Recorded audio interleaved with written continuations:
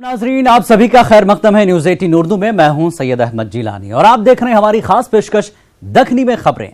हम हर हफ्ते इस प्रोग्राम में आप लोगों को मुख्तलिफ और दिलचस्प खबरें दिखाते हैं। आज आप लोगों को दिखाएंगे रमजान के शब रोज पे खास रिपोर्ट और दुबई में इफ्तार सहरी का इंतजाम, वो भी हैदराबादी अंदाज में। इसके अलावा अस्पतालों में तीमारदारों को सहरी का इंतजाम कौन कर रहे दिखाएंगे और रमजान में कौन बड़े सही समझे दही बड़े, और दखनी सेवियों की खास बात क्या है और कैसा तैयार होते। इसके अलावा रमजान के कुछ दिलचस्प वाकयात भी देखेंगे। तो चलो शुरू करेंगे दखनी में खबरें।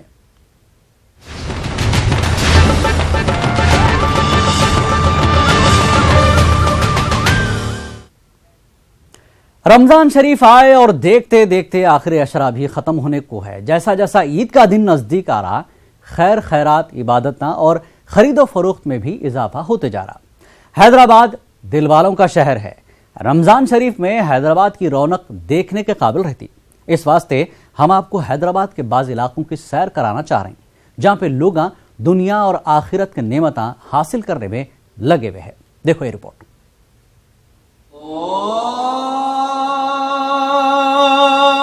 रमजान के महीने में अल्हम्दुलिल्लाह दिन हो या रात मस्जिद आबाद है। नमाजों के वक़्त नमाज, बाकी वक़्त बुजुर्ग, नौजवाना, यहाँ तक के कम उम्र के बच्चे भी कुरान शरीफ की तिलावत और दुआओं में मसरूफ़ हैं। और अल्लाह के रसूल सल्लल्लाहु अलैहि वसल्लम ने फरमाया कि रोज़ेदार की जो मुंह की बो होती है भूख की वजह से, वो मुश्क से ज़्यादा भी अल्लाह को पसंद है। ये उसकी इतनी खुसूसियत है। और दूसरी खुसूसियत ये है कि अल्लाह ताला की तरफ से ऐलान आम होता है मग़फ़िरत का, रहमत का, और जहन्नम के जो कैदी बन जाते हैं 11 महीने हम लोग अल्लाह के साथ, अल्लाह को नाराज़ करके जो गुनाह करते हैं, गलतियां करते हैं और अपने आप को जहन्नम का मुस्तहिक़ बना लेते हैं, उसकी तरफ से ये महीने में ऐलान होता है, माफ़ी का ऐलान होता है कि हर रोज़ जहन्नम से वो कैदियों को छुड़ाया जाता है। ये एक रोज़े की खुसूसियत है। मैं कई सालों से रोज़ा रखते आ रहा हूँ। मेरे दो पारे ख़त्म हो गए हैं। दिन के वक़्त गर्मी की तरफ से बाजारों में लोग बहुत कम दिख रहे हैं। दुकानदार एक दूसरे की देखा देखी दिन में दुकाना तो खोल ले रहे, मगर दुकानों में गिराक नहीं दिख रहा। सुबह से शाम का इंतजार करना पड़ रहा। धूप काफ़ी होने की वजह से थोड़ा कारोबार कम है। तर लोग खरीदी के लिए रात में तवज्जो देते हैं। इंशाअल्लाह चलेगा कारोबार। असर के बाद रोडों पे चहल पहल बढ़ जा रही। चार मीनार, लाड़ बाजार और पत्थरगड्डी में लोग शॉपिंग में मसरूफ हो जा रहे। थोड़ी बहुत शॉपिंग करे कि नहीं की, देखते देखते इफ्तार का टाइम हो जा रहा। वैसे तो मस्जिदों में भी इफ्तारी का इंतजाम रहता, मगर बाज औरतां और आदमियां हरीस तलन के चीज़ा और फला खरीद के मक्का मस्जिद में आके सहन में बच्चे कच्चों के साथ बैठ के रोजा खोल लेते। तारीखी मक्का मस्जिद का शुमार दुनिया की शानदार मस्जिदों में है। रमजान के दिनों में रोशनियों से सज के मक्का मस्जिद और भी दिलकश नजर आती। मक्का मस्जिद में एक ही वक्त में हजारों लोग मौलाना हाफिज मोहम्मद उस्मान नक्शबंदी साहब की इमामत में नमाज अदा करते, तो अजीब रूहानी सुकून हासिल होता। में हुजूर सल्लल्लाहु अलैहि वसल्लम की पहले तरावी का एहतमाम करते हैं। हम पहले रोज़े का एहतमाम नहीं करते, पहले तरावी का एहतमाम करते हैं। रात में तरावी पढ़ के अपने हबीब पाक के इत्तिबा में हम जो है सुन्नत अदा कर रहे हैं। इस पर अल्लाह को गवाह रखते हैं, अल्लाह के कलाम को सुनते हैं। फिर रात होने के बाद सहरी करके रोज़े का एहतमाम करते हैं। तो इससे मालूम हुआ कि तरावी की बहुत बड़ी अहमियत है और तरावी पढ़ना सुन्नत मुअक्कदा है। रोजा खोल लेने और मगरिब की नमाज पढ़ लेने के बाद चार मीनार कने हैसो फलों के दुकानों पे लोग दूसरे दिन की इफ्तारी की खरीदारी में लग जाते। गर्मी हद से ज्यादा है, इस वास्ते ये साल ठंडे फल जैसा कि तरबूज, अनानास और मौसम्बी लोग ज्यादा खरीद रहे। फ्रूट्स है, ग्रेप्स है, ब्लैक ग्रेप है, जूस के आइटम जितने भी है सब अच्छा है, बिजनेस बिल्कुल ठीक है। चार मीनार कने आके लाड़ बाजार में नहीं गए तो कैसा? औरतों की शॉपिंग लाड़ बाजार के बगैर अधूरी रह जाती। बहुत अच्छी बैंगल्स वगैरह मिलती है। हम लोग नागपुर से है प्रॉपर और हर साल आते हैं ईद के शॉपिंग के टाइम, और 2 से 3 राउंड तो होते ही है हमारे। और स्पेशली ये चूड़ी गली में, और यहाँ पर रिजनेबल प्राइस है। और मतलब जैसे जैसे ईद आती है वैसे वैसे और अच्छे दामों में अपने को चूड़ियाँ मिलती है और नए रहते हैं, और बहुत सारी चीजें यहाँ पर अवेलेबल रहती है। लाड़ बाजार के चूड़ियाँ तो सारे हिंदुस्तान में मशहूर है। इसके अलावा हारों के ऐसे नकली सेटा भी जो असली को भी शर्मिंदा कर देते यहाँ पे मिल जाते। इसमें 20 से 25 कलर्स आपको मिलेंगे। ये सिर्फ रमजान के हद तक ही मिलेंगे आपको। यह हैदराबाद का नेशनल वैरायटी है, पॉल्स, ओरिजिनल पॉल्स बोलते हैं इसको, लेकिन है तो नहीं ओरिजिनल, लेकिन ओरिजिनल की पूरी क्वालिटी रहती है इसके अंदर। लाल बाजार का खड़ा दुपट्टा भी सारी दुनिया में मशहूर है, मगर इसका रेट सुने तो आपके कान खड़े हो जाते। 1000 से शुरू होकर 45,000 रुपए तक का है। हैदराबादी खड़ा दुपट्टा है ये पूरे कलर्स में मिल जाएंगे और एवरी साइज अवेलेबल है। जैसा 1 साल से लेके 40 साल तक की पूरी साइज इसमें अवेलेबल रहेगी और 5-5 कलर। ये पर्टिकुलरली हैदराबाद में ही बनता है, ये कोई और स्टेट में नहीं बनता। ये यहाँ की कारीगरी है, यहाँ के कारीगर ही इसको बनाते हैं। इसकी कॉस्ट आपको लगभग शुरू होगी 1000 रुपीज़ से शुरू होगी और आपको 5000 की रेंज तक मिलेगी बच्चों में, और बड़ों में इसकी रेंज शुरू होगी 1500 से आपको 45,000 तक की रेंज में मिलेगी। ये सब खरीदी कर लेने के बाद औरतां घरों को चले जाते, आदमियां फिर से मक्का मस्जिद का रुख करके तरावे में मसरूफ हो जाते। Bureau report, news 18 Urdu. हैदराबादियां कहीं भी जाओ हैदराबादी रहते। वतन से दूर दुबई में हैदराबादियां रमजान में सहरी कैसा कर रही, इफ्तार कैसा कर रही और ईद की तैयारियां कैसा कर रही, देखने के वास्ते देखो हमारे नुमाइंदे अनीसुर रहमान की ये रिपोर्ट।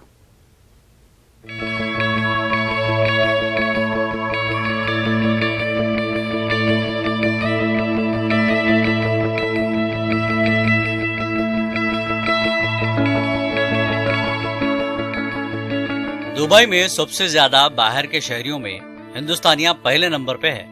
इनमें अपने हैदराबाद के लोग लाखों की तादाद में रोजी रोटी कमाने को यहाँ आए हुए है। दुबई में आप कहीं भी जाओ दक्कनी जबान के लफ्जा हाओ नक्को बोलने वाले मिल जाते। अब इतने हैदराबाद यहाँ दुबई में है बोल के यहाँ हैदराबादी होटल भी खुल गए हैं। जब भी हैदराबाद की याद सताई हैदराबादी होटल में घुस गए, खाए पिए हैदराबाद को याद कर लिए।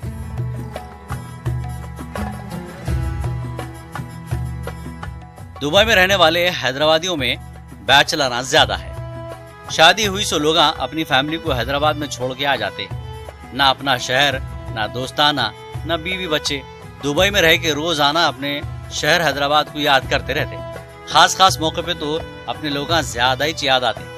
रमजान के महीने में इनको सहरी और इफ्तार अपने घर वालों के साथ करते थे, सो वो होती सी याद आती। महीना है तो घर की हमेशा याद आती है हम लोग को, मगर क्या रहता बोले तो खाना होना रहता मेन रोजा को सरवाइव करने के लिए हम लोग। अब दुबई में कहाँ जाना, फिर भी अल्लाह का करम है दुबई में सैफ रेस्टोरेंट के ऐसे रेस्टोरेंट आए, दबा के जबरदस्त खाने हर चीज़ मिलते।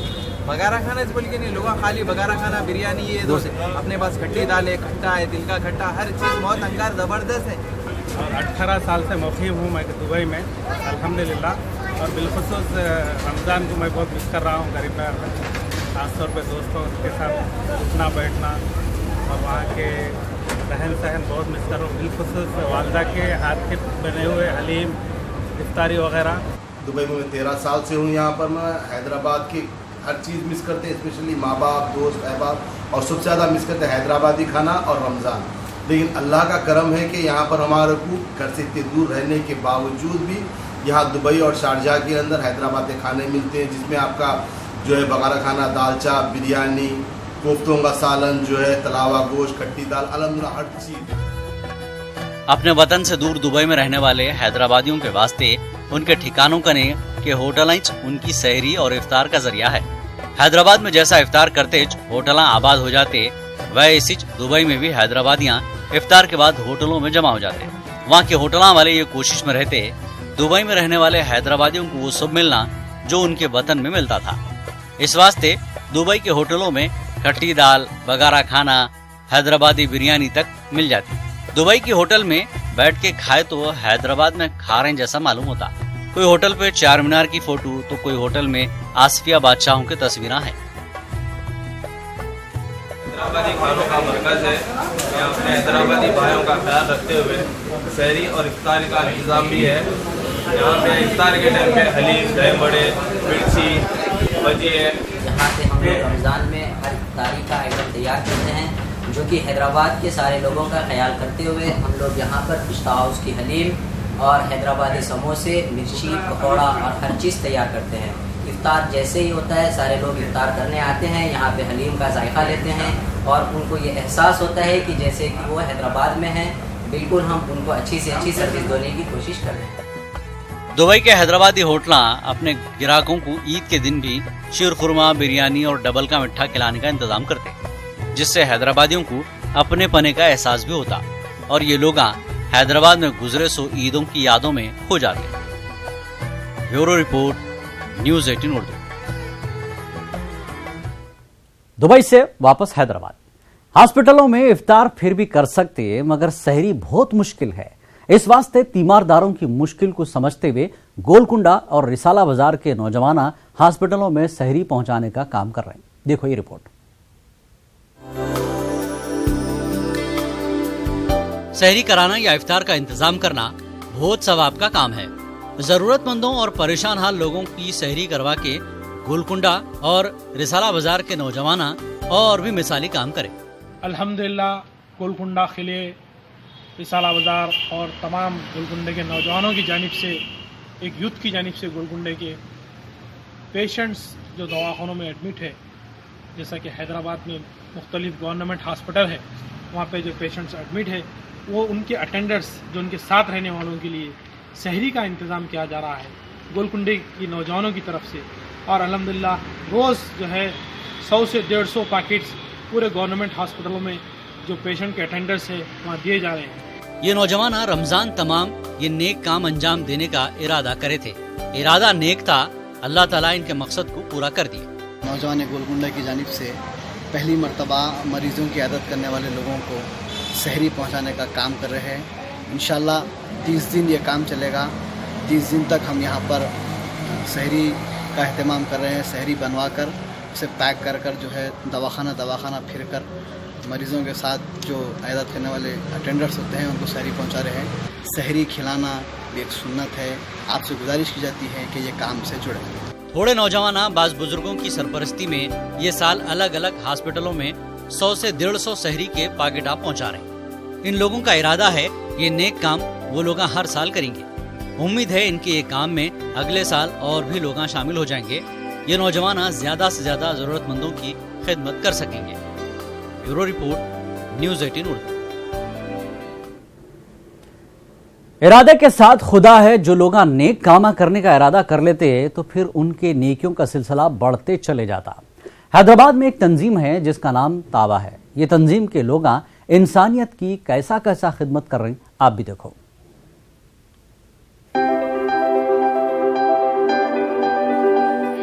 हॉस्पिटलों में मरीजों के साथ रहने वाले रिश्तेदारों और ख़ास तौर पे गांवों से आके इलाज करवा रहे से लोगों की परेशानी क्या होती ये इनके दिलों से पूछो।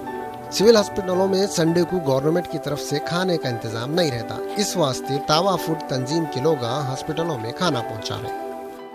सिविल हॉस्पिटल में जो है वीक के 6 डेज तो हुकूमत की जानिब से खाने का इंतजाम होता है, कुछ मिनिमम रकम लेकर, लेकिन संडे को नहीं होता है। तो इसलिए हम लोग संडे को हमारी तंजीम के थ्रू इंतजाम करवा रहे हैं।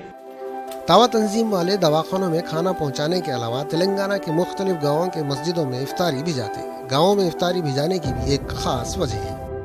ऐसा हुआ कि मैं हिंदुस्तान में एक देहात की मस्जिद में गया इफ्तारी रोज़ा खोलने के लिए, तो क्या देखता हूँ कि इफ्तारी के नाम पे वहाँ पर कुछ नहीं था, तो सिर्फ एक खजूर वगैरह था। तो दरियाफ्त करने पे पता चला कि जो है इनके पास कभी खजूर भी नहीं होता है। रोज़ेदार तो आते हैं लेकिन जो है खजूर वगैरह नहीं होता। तो मैं जब दुबई वापस आया तो मैं सोचा कि हम लोग तो जो है यहाँ पर बेहतरीन तरीके से इफ्तारी करते। तो हमारी तंजीम से मैं डिस्कस किया, मैं हमारे दोस्त वगैरह से डिस्कस किया क्यों ना हम लोग जो है इफ्तारी का इंतज़ाम करें।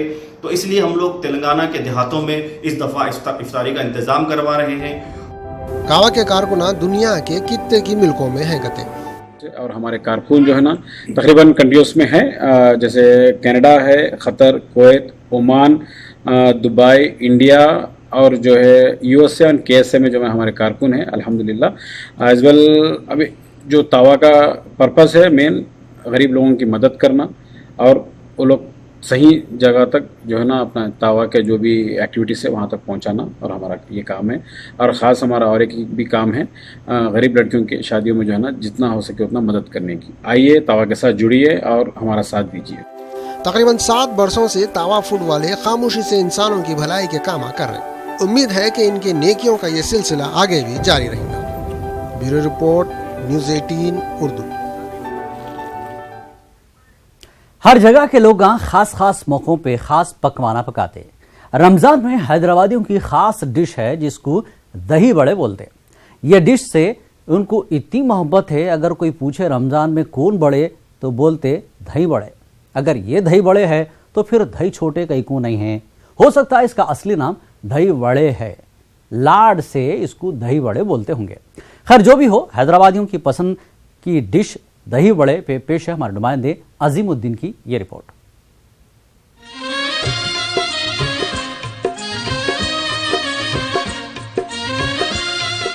हैदराबाद में रमजान के महीने में घरों में, होटलों में, ठेला बंडियों पे जिधर देखो उधर दही बड़े नजर आते। रोजा खोलते च लोग दही बड़ों पे उड़ी पड़ते। दही बड़ों का धंधा करने वाले दही बड़ों को ऐसा सजा संवार के रखते, रास्ता चलने वालों के कदम खुद ब खुद रुक जाते। वो लोग सड़क पे खड़े खड़े दही बड़े खाना शुरू कर देते।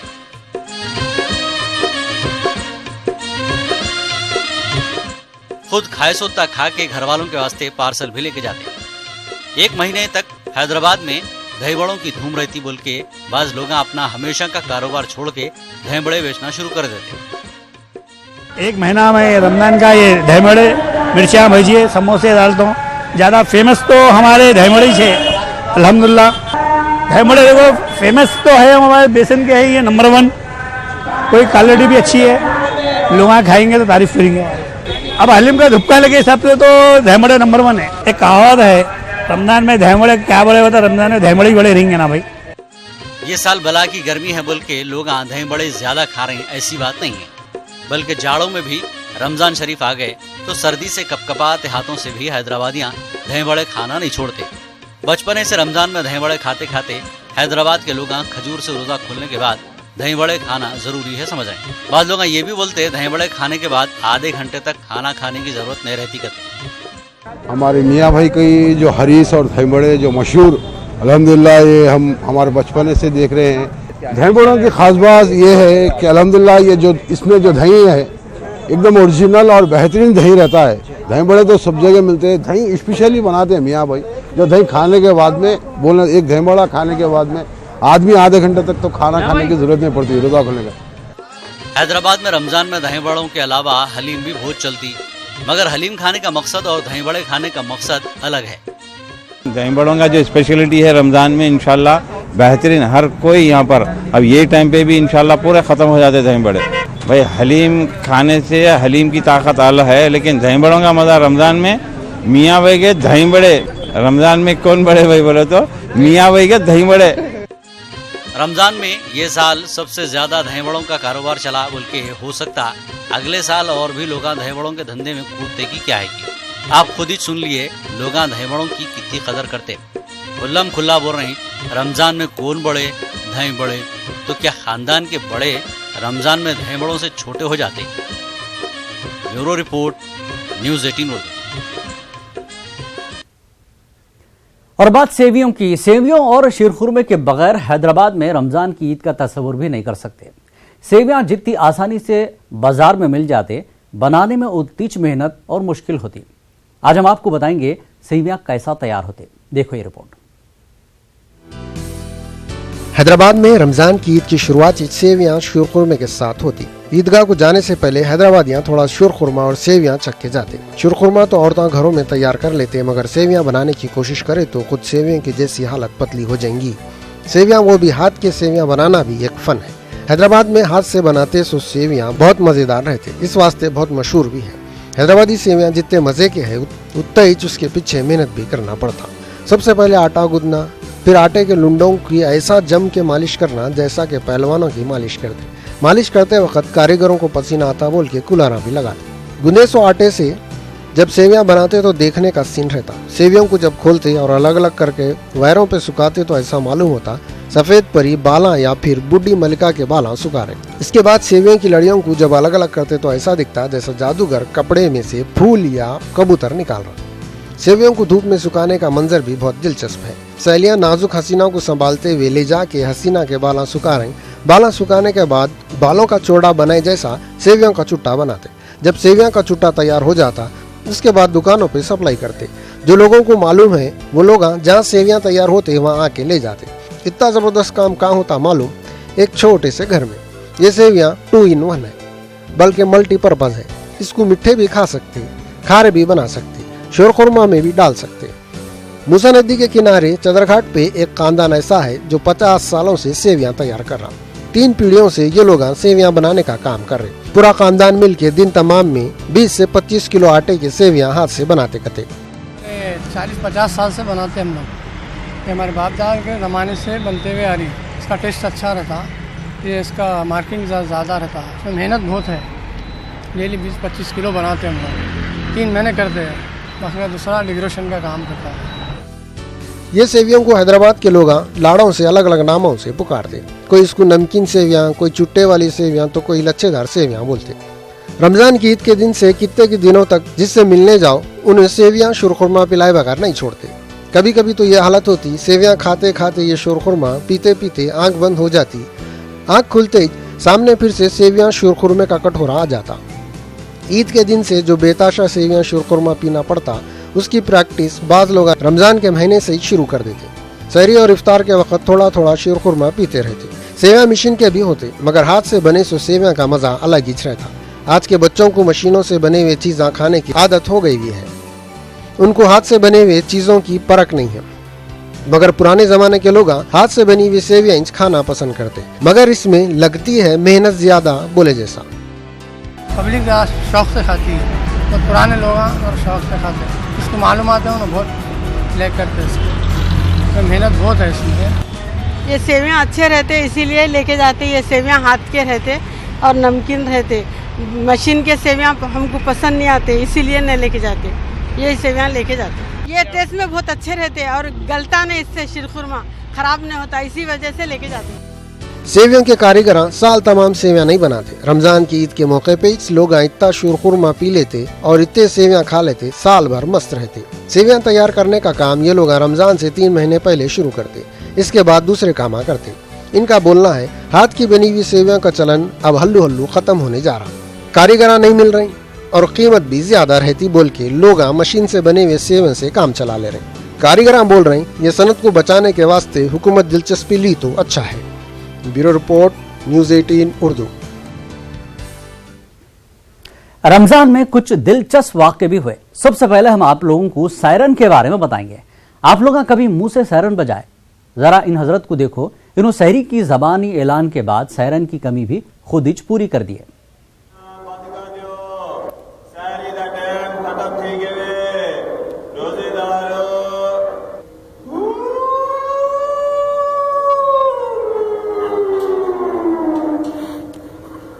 और अब बात इफ्तार पार्टी की। हैदराबाद सिटी पुलिस की तरफ से चौमल्ला पैलेस में इफ्तार की दावत रखे, बहुत अच्छा काम करे। पुलिस वाले उर्दू बैनर भी लगाए, बड़ी खुशी की बात।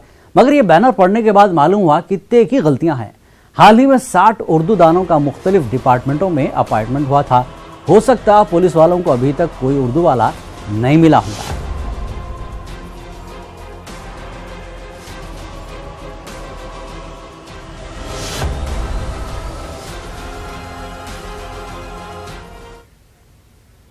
ईद की शॉपिंग और पसंद का सूट, और पसंद का सूट नहीं मिला तो क्या होता आप लोग अभी देखो। बाजार को सूट लेने गए, घर को दरना लेके आए। पसंद हो तो ऐसी, मिले तो राइट, नहीं तो फाइट।